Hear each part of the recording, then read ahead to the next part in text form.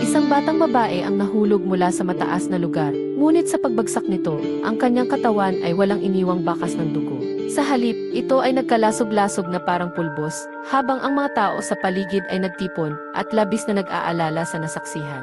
Dahil sa mundong ito, mayroong pagsiklab ng isang virus na tinatawag na Medusa. Ang mga nahawahan ay unti-unting magiging bato sa loob ng 12 oras na may mortality rate na 100% at wala pang lunas upang kontrolin ang pagkalat nito. Hindi nagtagal, halos kalahati ng mga tao sa mundo ang nahawaan na nagdala sa mundo sa kaguluhan. Maraming mga bansa ang nahinto upang mapanatiling ligtas ang mga tao mula sa pagkawasak. Isang biotech na korporasyon na tinatawag na Venus ang nagpakita ng isang inisyatibo para sa pagpigil na pagkalagas ng tao na pinangunahan ni Vega, ang CEO ng Venus Group. Nagpasya silang pumili ng 160 na katao mula sa iba't ibang bansa para isailalim sila sa isang mahimbing na pagtulong. Inilagay nila ang pag-asa ng kaligtasan ng sangkatauhan sa mga hinaharap na teknolohiya sa medisina. Ang tagal ng pagtulog ay aabot ng 100 taon. Kung sakaling harapin ng sangkatauhan ang pagkalipon pagkatapos ng panahong ito, ang 160 na individual ay ang magpapatuloy ng sibilisasyon ng tao upang mahanap ang katarungan. Upang maging pantay sa pagpili sa 160 individual, ito ay ginawa sa pamamagitan ng isang lottery. Ang pangunahing tauhan ay si Kasumi, siya ang isa sa pinalad na mapili mula sa 8 bilyong katao. Ang mga taong ito ay ipinadala sa isang base ng pananaliksik na katulad ng kastilyo, bago simulan ang pagpapatulog sa mga ito. Binigyan sila ng Vega bracelet na may kakayahang ma-detect ang Medusa virus. Kung ang may suot nito ay natamaan ng impeksyon, magpapakita ang bracelet ng mga itim na batik. Sa mahabang panahon ng kanilang pagtulog, ang operasyon ng buong pasilidad ng pananaliksik ay pangangasiwaan ng isang artificial intelligence na tinatawag na Alice. Sa ganitong paraan, kahit na ang lahat ng tao ay masawi, ang mga natutulog sa base ay hindi maapektuhan sa anumang paraan. Nang makumpleto ang lahat ng paghahanda, ang 160 na individual ay nagsuot ng espesyal na kasuotan at pumasok sa mga kapsula. Si Kasumi ay inilagay sa pinakamataas na kapsula, siya ay mabilis na nakatulog. Sa kanyang mga panaginip, nakita niya ang kanyang kambal na si Shazuko, na humihiling sa kanya na magpatuloy sa buhay. Matapos ang hindi tiyak na panahon, muling iminulat ni Kasumi ang kanyang mga mata. Nakita niyang nakabukas ang kanyang kapsula. Sa kanyang diwa, inaabot niya ang kanyang salamin, ngunit ang mga tinik ay tumama sa kanyang palad. Doon lamang niya napagtanto na ang buong pasilidad ng pananaliksik ay natatakpan ng napakaraming malalaking tinik. Sa sandaling iyon, lahat ng inilagay sa kapsula ay biglang bumukas kung kaya't nagising ang lahat sa loob. Ang nakakatakot na tanawin ay nagdulot ng pagkabahala sa mga individual. At ang pagkawala ng komunikasyon sa labas ng mundo ay nagdala sa kanila ng takot. Samantala, habang si Kasumi ay naghahanda na lumabas mula sa kanyang sleep pad, isang kakaibang ibon ang lumipad patungo sa kanya at ang mga matutulis na ngipin nito ay nakahanda upang umatake. Siya ay nahulog at maswerteng nasalo ng mga taong asa ibaba. Sinundan nila ng tingin ang itinuturo ni Kasumi. Natuklasan nila na ang kisam ng base ay pugad ng mga halimaw. Sa ilang sandali pa, bumaba ang grupo ng mga nilalang na ito na may mga ngiping sabik sa dugo, walang awa na pinagkakagat ang mga tao. Dahil dito, ang mga nakaligtas ay desperadong tumakas patungo sa elevator. Bumukas ang pinto ng elevator, ngunit ang makikita ay isang madilim na shaft ng elevator. Sa ilalim ng shaft ng elevator, mayroong isang halimaw na may nakasisindak na higanting bibig at nilamon ang mga taong nahulog sa elevator. Samantala, hinila ni Kasumi at ng iba pang mga nakaligtas ang matandang lalaki upang hindi ito mahulog. Habang nagsisimulang magsara ang mga pinto ng elevator, umabot ang mga galamay ng halimaw at ito ay nakakitil pa ng 2 buhay. Matapos noon, biglang nawala ang mga nilalang na nagbigay daan sa mga nakaligtas na magkaroon ng maikling pahinga. 7 katao na lamang ang naitirang buhay mula sa orihinal na 160 na tao. Matapos ang ilang pag-uusap, napagpasyahan nilang hanapin ang lagusan palabas ng kastilyo. Agad silang kumilos at madidilim na pasilyo na puno ng mga tinik ang kanilang nadadaanan. Para itong lagusan patungo sa impyerno, ngunit hindi nila ito iniisip. Isang napakalaking nilalang ang nagmamasid sa bawat galaw nila.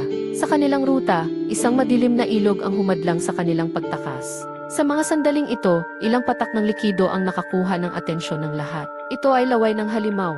Napasa kamay ng halimaw ang matanda at mabilis na kumagat sa kanya. Pagkatapos ay pinalibutan ng kanyang dila ang liig nito na agad na pumutol sa ulo ng biktima. Dahil sa nakakasindak na pangyayari, ang natitirang survivors ay nagsitakbuhan. Gayunpaman, si Timothy, isang batang lalaki sa grupo, ay nag-udyok sa kanila na huwag tumakbo. Mukhang inobserbahan niya ng husto ang nilalang. Ipinaliwanag ni Timothy na halos bulag ang mga mata ng halimaw. Nakakakita lamang ito sa pamamagitan ng pandinig. Iniyak niya sa kanila na ang pananatiling tahimik ay ang magliligtas sa kanila. Sa kabila ng mga salita ni Timothy, hindi siya pinaniwalaan ng iba. Binuhat ni Owen ang bata at itinapon ito sa tubig na nag-udyok sa iba na tumalon sa ilog. Ang mapanganib na hakbang na ito ay nagbigay daan sa kanila upang makaligtas sa kapahamakan. Ngunit, isang hindi inaasahang pangyayari ang naganap. Dahil sa kakulangan ng kasanayan sa paglangoy, nawala ng malay si Kazumi sa daanan. Agad na bumalik si Owen upang iligtas siya. Sa gitna ng isang grupo ng mga kakaibang isda, natagpuan niya si Kazumi na nakahandusay at matagumpay siyang nailigtas laban sa kasawian. Ngunit bumalik ang krisis. Ang pamilyar na tunog ng tumutulong laway ay muling narinig. Nang sila'y napatingala, nakita nila ang kisam ng silid na puno ng mga halimaw. Sa isang kritikal na sandali, nagmadali silang pumasok sa isang secured na pinto. Gayunpaman, dahil sa may malaking uwang ito, mabilis na nakasunod ang mga halimaw sa loob. Sa kabutihang palad, ito ay ang silid ng seguridad kung kaya't lahat ay nakakuha ng mga baril upang lumaban para sa kani-kanilang buhay. Sa kabila ng matitigas na balat ng mga halimaw, hindi nila nakayanan ang tama ng mga bala. Nang sila ay kasalukuyang nagpapahinga, biglang inatake ng halimaw si Portman, ngunit sa huli ay nakaligtas din ito. Samantala, biglang itinutok ni Owen ang kanyang baril kay Peter. Naalala nito na bago pumasok sa kapsula, ang mga personal na pag-aari ng lahat ay kinumpiska. Nang makita si Peter na may suot na kwintas, nagbigay ito ng pagdududa. Sa pagkabisto ng kanyang pagkakakilanlan, hinablot ni Peter si Kazumi sabay tutok ng baril at umalis sa silid gamit ang elevator. Dumating ang mga kasamahan nito sa silid na armado ng baril. Gayunpaman, nang suriin nila ang petsa sa computer, nagulat sila nang mapagtanto na 2 araw pa lamang ang lumipas mula nang pumasok sila sa capsule. Sa kabila ng napakaraming katanungan, isinantabi muna nila ito at mabilis na tumakas. Sinubukan nilang maglakad ng tahimik habang ang mga halimaw ay nakakalat sa paligid at naghihintay ng susunod na bibiktimahin. Ngunit isang bigla ang pagyanig ang nagdulot kay Catherine upang ito ay mapasigaw. Naalarma ang mga halimaw at sinundan ang ingay na narinig. Agad na pinaputukan ni Owen ang isang tangke ng gasolina na naglabas ng matinding apoy at isang malakas na pagsabog ang dumagundong. Samantala, nang muling magising si Kazumi, natagpuan niya ang sarili sa isang laboratorio na puno ng mga labi ng maraming halimaw na nagdulot sa kanya ng pagkabigla. Natuklasan niyang ang kanilang paggising ay pinangunahan ni na Peter at Owen. Si Peter ay isa pala sa mga inventor ng mga capsule. At ang dahilan kung bakit niya ito ginawa ay upang malaman ang katotohanan tungkol sa Medusa virus. Nakahanap din siya ng ebidensya na ang Medusa virus ay nagmula sa biocompany ng Venus. Sa mga sandaling iyon, natuklasan sila ng isang halimaw. Ito ay nasa likuran na ni Kazumi. Hindi naman nag-aksaya ng panahon si Peter at agad niyang iniligtas ang dalaga. Sa kabayanihan na ginawa ng matanda, siya ang napagbalingan ng halimaw. Ibinigay niya ang memory card kay Kazumi na naglalaman ng lahat ng datos patungkol sa Medusa virus. Sa tulong ni Owen, nagawa nilang makatakas at muling nagtipon kasama ang iba pang mga nakaligtas. Nagsikat silang makahanap ng kanlungan sa isang pansamantalang ligtas na bodega ng alak. Sa wakas, ibinunyag ni Owen ang kanyang tunay na pagkatao. Siya ay talagang isang tauhan ng militar. Pinaghihinalaan ng militar na ang Venus Group ang nasa likod ng lahat at ipinadala siya para sa isang lihim na investigasyon upang makahanap ng lunas para sa virus. Sa mga sandaling ito, dumating din dito ang CEO ng Venus na si Vega. Hinarap nito ang mga galit na mga tanong ng lahat. Wala siyang ibang pagpipilian kundi ibunyag ang buong katotohanan. Lumalabas na ang Medusa ay hindi isang virus, kundi isang misteryosong substance mula sa mga alien na nagbigay ng mga evolusyonaryong regalo sa sangkatauhan. Gayunpaman, hindi kayang i-absorb ng katawan ng tao ang espesyal na regalong ito. 8 taon na ang nakalipas, isang meteorite ang tumama sa lupa. Ang resulta ay hindi nagtagal at ang lahat ng mga taga-baryo sa paligid ay naging bato at namatay. Tanging isang batang babae ang nakaligtas. Si Vega, na isang mataas na opisyal noong panahong iyon, ay inatasang magsagawa ng investigasyon. Sa baryo, siya ay inatake ng isang kakaibang nilalang. Sa simula, inisip ng mga sundalo na ito ay isang alien na nilalang. Nang maglaon, natuklasan na ang nilalang ay isang pagsasakatawan ng imahinasyon ng batang babae. Sa katunayan, ang batang babae ay may kakayahang gawing realidad ang kanyang mga pantasya sa pamamagitan ng isang tiyak na medium, isang kapangyarihan na dinala ng meteorite na siyang Medusa virus. Upang mapatunayan ang teoryang ito, dinala ni Vega ang batang babae pabalik sa base para sa pananaliksik at unti-unting natuklasan ang mga lihim ng Medusa. Ang Medusa virus ay isang kosmikong organismo na umiiral bago pa ang pagsilang ng tao. Maaari nitong pilitin ang mga tao na umunlad, ngunit ang mga ordinaryong tao ay hindi makayanan ang enerhiya nito. Sa huli, maaaring humantong sila sa pagiging bato at mamatay.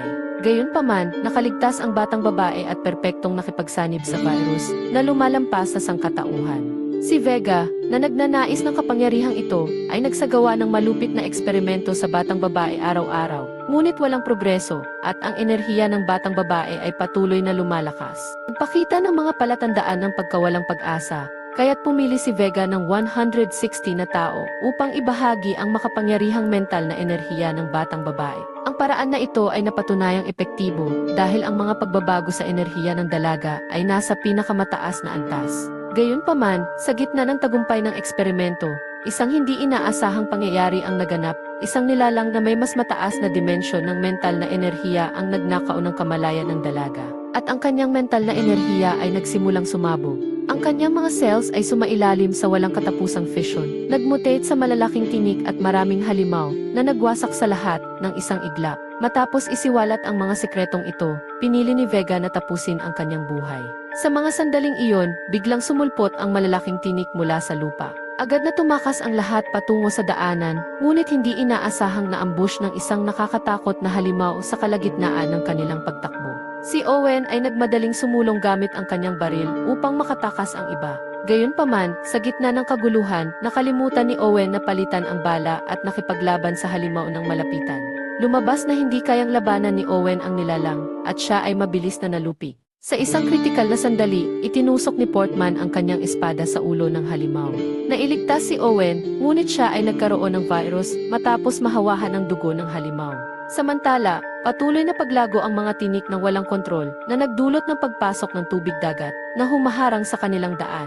Si Kasumi ay nanlumo sa kawalang pag-asa habang lumalala ang sitwasyon. Samantala, si Owen, na muntik nang mamatay, ay lumitaw mula sa tubig at muling sumama sa grupo. Habang mabilis na tumaas ang antas ng tubig, napagtanto nila na ang tanging paraan ng pagtakas ay ang tumalon sa whirlpool na desperadong kumakapit sa mga naputol na punong kahoy. Nagawa nilang pigilan ang paghatak sa kanila sa ilalim ng tubig ng vortex at sila ay nakaligtas. Pagdating sa labas, sa wakas ay nakita nila ang buong sukat ng kastilyo. Ang dati isang kahanga-hangang estruktura ay ngayon ay ganap na natatakpan ng makakapal na tinig na may napakaraming katawan ng mga gwardya na nakabitin na tanaw mula sa kinaroroonan ng 4 na nakaligtas. Naghahanda na silang lumipad gamit ang helicopter upang makatakas, ngunit nahuli ng isang video camera ang atensyon ni Kasumi sa kanyang pagkabigla. Ipinakita ng video ang kanyang kapatid na si Shizuoka na nakahiga sa isang stretcher. Tila dumaranas ng ilang uri ng mutasyon. Tumakbo si Kasumi pabalik sa kastilyo. Sa sandaling ito, biglang napagtanto ni Kasumi na ang mga nilalang na kumakain sa kamalayan ng maliit na batang babae ay malamang na ang kanyang kapatid na si Shizuoka at ang mga tinik at halimaw sa kastilyong ito ay nilikha ni Shizuoka matapos gisingin ang kanyang mga kapangyarihan. Nais ni Owen na pigilan siya sa puntong ito, ngunit huli na ang lahat. Habang papalapit si Kasumi sa sinaunang kastilyo, malalaking tinik ang biglang nagsilabasan, umiikot ng masidhi sa hangin na naging isang higanteng halimaw sa isang iglap. Ini-start ni Owen ang helicopter upang iligtas si Kasumi. Ngunit si Catherine, na may hawak na baril, ay nagbanta sa kanya na mabilis na umalis mula roon. Gayunpaman, sa sandaling iyon, isang makapal na tinik ang tumama ng diretsyo sa helicopter. Itinapon si Owen palabas, na nagdulot sa kanya na mahulog sa kastilyo at muling makasama si Kasumi.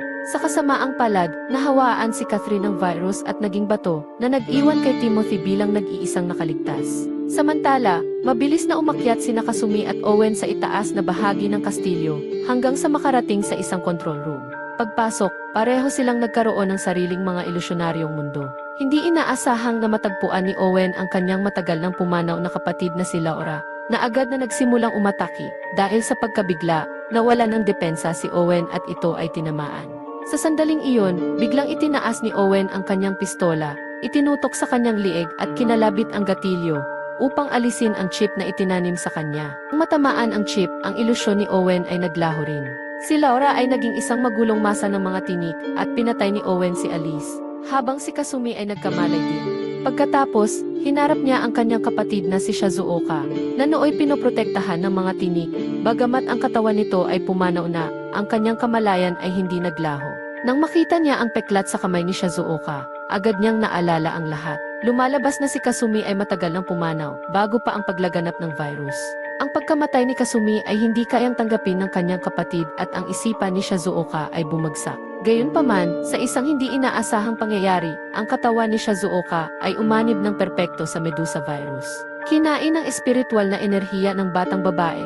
Ginamit niya ang pambihirang kapangyarihang ito upang likhain ang kasalukuyang Kasumi, batay sa lahat ng kanyang mga alaala. Si Shizuoka ay gumawa ng isang perpektong mundo para lamang kay Kasumi. Ang 6 na nakaligtas na sa kabutihang palad ay nakaligtas kasama si Kasumi sa simula ay maingat ding inayos ni Shizuoka. Maaari nilang protektahan si Kasumi habang tinuturuan din siyang harapin ang iba't ibang panganib ng may tapang. Gayunpaman, nang matapos ni Shizuoka ang lahat ng ito, namalayan niyang nawawalan na siya ng kontrol sa kanyang kapangyarihan at patuloy na naglalaho. Sa huli, pinayuhan ni Shizuoka si Kasumi na mabuhay ng maayos. Habang siya ay nagsasalita, nagsimula ng maglaho si Shizuoka. Ngunit bago ito tuluyang maglaho, ginamit niya ang kanyang buong lakas upang itulak si Kasumi palayo. Habang si Owen at Kasumi ay parehong nahulog mula sa itaas, biglang lumitaw ang walang katapusang mga tinik, bumubuo ng isang napakalaking sapantaha upang saluhin sila. Ang sinag ng araw ay muling nasilayan sa mga ulap at ang simoy ng dagat ay nagbigay ng ginhawa sa dalawang nakaligtas matapos ang pagsubok. Ang mga nagkalat na guho ay nagpapatunay na ito ay hindi isang panaginip, ngunit ang matapang na mandirigma ay hindi din nagtagal. Tulad ng nais ng kapatid nito, si Kasumi ay nagpatuloy sa buhay at naglakbay pa uwi kasama ang batang lalaki. Dito na po nagtatapos ang kwento. Maraming salamat sa panonood. Shout out po muna tayo to our new subscribers. Thank you for supporting me. I hope you enjoy it. Ciao!